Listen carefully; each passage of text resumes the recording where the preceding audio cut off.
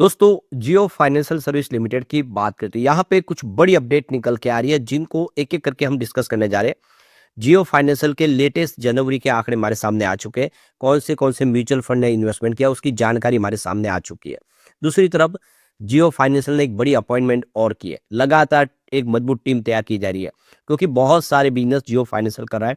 Financial sector से लेके company insurance segment में हो या फिर ब्रोकिंग सेगमेंट में हो, कंपनी का बिजनेस लगातार ग्रो करा और ऐसे में एक टीम की जो जरूरत है जो आने वाले समय हर तरह की रणनीति बनाए, तो एक शानदार फैसला किया गया। इसके अलावा कंपनी की एक मीटिंग होने जा रही है जिसकी डेट हमारे सामने आ चुकी है।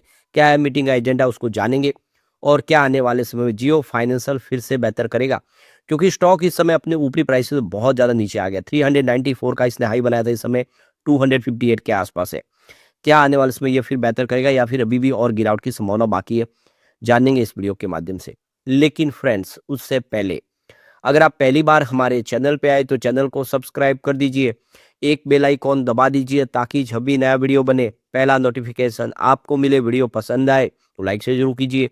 चलो फ्रेंड्स वीडियो स्टार्ट करते हैं। मैं हूं आपका दोस्त SB दवे और हमारे अपने चैनल ऑनलाइन कमाई में आपका बहुत बहुत स्वागत है।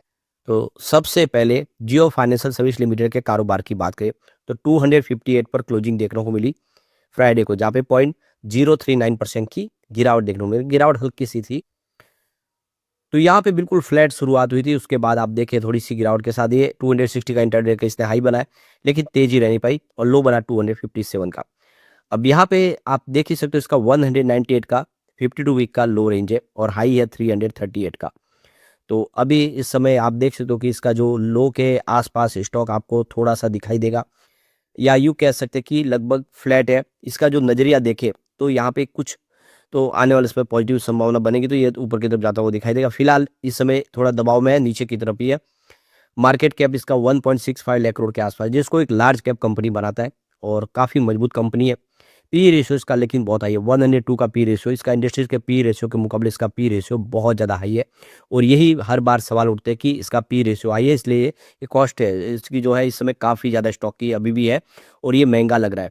अब 0.19% का डिविडेंड पे आउट कर दिया, यानी पर शेयर इसने 50 पैसे का डिविडेंड दिया पहली बार और उम्मीद है कि आगे ये डिविडेंड और बढ़ेगा। अब यहाँ पे जो बड़ी अपडेट निकल के आ रही है, जियो फाइनेंशियल सर्विस लिमिटेड ने कल जो एक्सचेंज को जानकारी दी है, उनकी यहाँ पे एक इन्वेस्टर इंस्टीट्यूशनल इवेंट होने जा रहा है और यहाँ पे इसका मकसद है कि अपने निवेश को लेकर अपने निवेशकों के साथ में बातचीत करनी है, आगे की एक रणनीति तैयार करनी। तो यहाँ पे 25 फरवरी 2026 डेट हमारे सामने आ चुकी है, ये इवेंट होगा। और इस मीटिंग का जो इवेंट का नाम अगर आप देखें तो ये Kotak securities limited chasing growth 2026 है। तो कोटक इसको ऑर्गेनाइज कर रहा है, एक बड़ा इवेंट होने जा रहा है जिसमें निवेशकों के साथ में बातचीत होगी। ये इन पर्सन है, मुंबई में मीटिंग, और नेचर इसका देखें तो ये 1-to-1 ग्रुप मीटिंग दोनों है। यहाँ पे बहुत सारे लोग मिलेंगे, तो अभी देख सकते हो कि इसमें ऐसी कोई बातचीत नहीं होगी जिसकी वजह से प्राइस के ऊपर कोई अप डाउन देखने को मिले। तो प्राइस सेंसिटिव कोई बातचीत नहीं होगी, ये कंपनी की तरफ से कहा गया। मीटिंग का जो भी एजेंडा है वो आने वाले समय पता चल जाएगा। कंपनी लेकिन कुछ बड़ा करने की प्लानिंग करी है इस समय। अब यहाँ पे जो सबसे बड़ी गुड न्यूज निकल के आ रही है कि जनवरी 2026 में म्यूचुअल फंड ने जम के खरीदारी शुरू कर दी। इस गिरावट का पूरा फायदा उठाया जा रहा है। इंडिया के 117 म्यूचुअल फंड ने नया फ्रेश इन्वेस्टमेंट किया जियो फाइनेंशियल में। यह आंकड़ा बहुत बड़ा है क्योंकि बिकवाली करने वाले मात्र 39 है। तो आप क्लियरली समझ सकते हो कि सिर्फ 39 म्यूचुअल फंड यहाँ से अगर एग्जिट करके निकले तो एंट्री करने वाले 117 है और ये वाकई में बहुत सारी गुड न्यूज है। अब यहाँ पे वो कौन से म्यूचुअल फंड है उनके नाम भी आए, जो खास म्यूचुअल फंड है उनको देख लेते हैं एक बार। तो ये आप देखिए 31 जनवरी के लेटेस्ट आंकड़े हमारे सामने आ चुके हैं।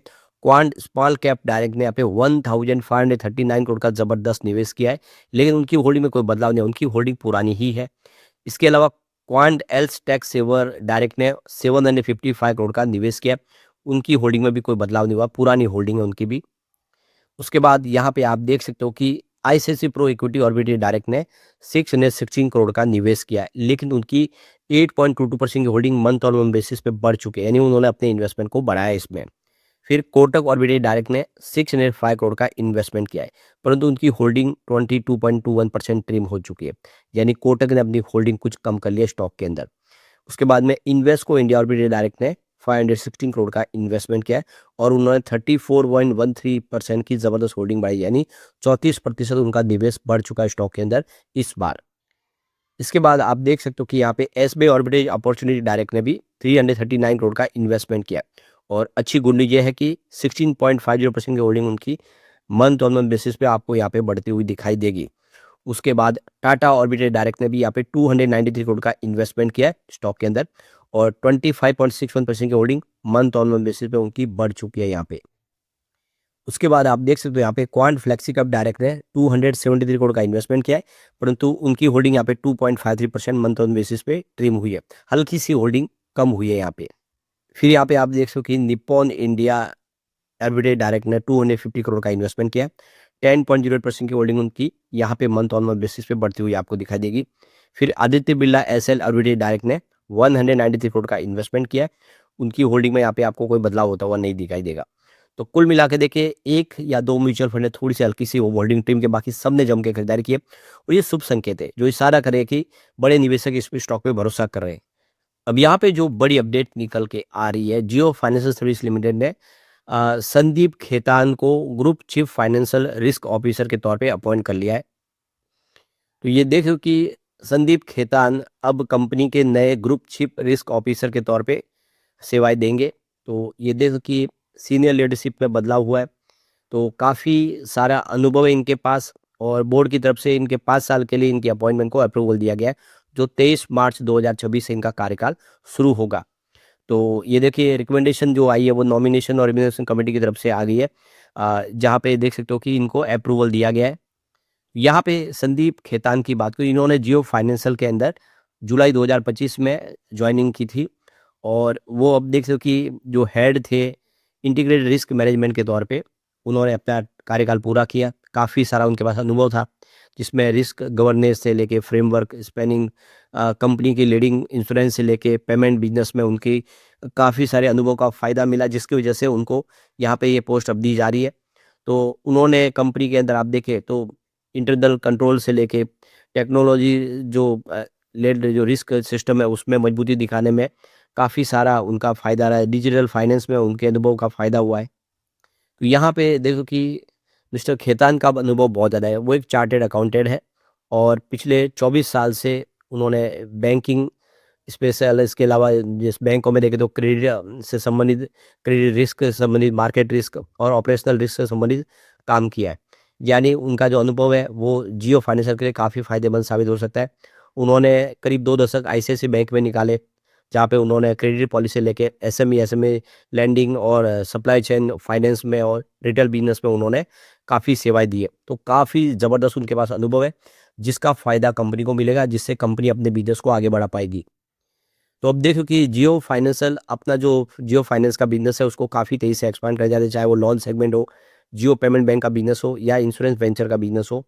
तो खेतान के पास वो सारा अनुभव है, उनके पास अच्छा खासा ट्रैक रिकॉर्ड है, जिससे वो कंपनी को ऊंचाइयों पे लेके जा सकते हैं और इसी वजह से उनको ये मौका दिया गया। अब आप देखें तो एआई का ज़माना आ गया, अनुभवी व्यक्ति की आवश्यकता है और वो सारी काबिलियत खेतान के अंदर है, इसीलिए मिस्टर खेतान को ये मौका दिया जा रहा है। आने वाले समय वो कंपनी को ऊंचाइयों पे लेके जा सकते हैं। तो यहाँ पे देख सकते हो कि जो डिजिटल लैंडिंग का जो बिजनेस है वो 50 लाख करोड़ को पार करेगा 2027 तक।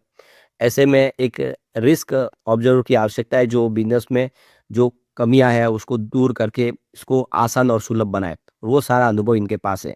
तो कंपनी अपना डिजिटल बैंकिंग में आगे बढ़ने की तैयारी कर चुकी है। आने वाले 2026 से 30 तक कंपनी आप देखें फाइनेंशियल सेक्टर में एक सबसे मजबूत कंपनी बनना चाहती है। उसमें देख सकते हो कंपनी का जो लैंडिंग का बिजनेस है, जिसमें होम लोन, बिजनेस लोन, इसके अलावा इंश्योरेंस और एसेट मैनेजमेंट का बिजनेस एआई के माध्यम से वो तेज़ी से आगे बढ़ेगी, जिसके लिए उन्होंने पार्टनरशिप करने का फैसला किया अलग अलग एआई कंपनियों से। तो आने वाला जो समय काफ़ी शानदार होगा कंपनी के लिए, एक अच्छी अपॉर्चुनिटी समय दिखाई दे रही है स्टॉक के अंदर। लेकिन फ्रेंड्स, कोई भी इन्वेस्टमेंट करने से पहले अपने फाइनेंशियल एडवाइजर से एडवाइस ले ले या अपना खुद का रिसर्च करें, क्योंकि मैंने वीडियो आपके एजुकेशनल पर्पज़ के लिए ही बनाया। वीडियो पसंद आए तो लाइक से जरूर कीजिए और चैनल को सब्सक्राइब कर दीजिए। Thank you friends.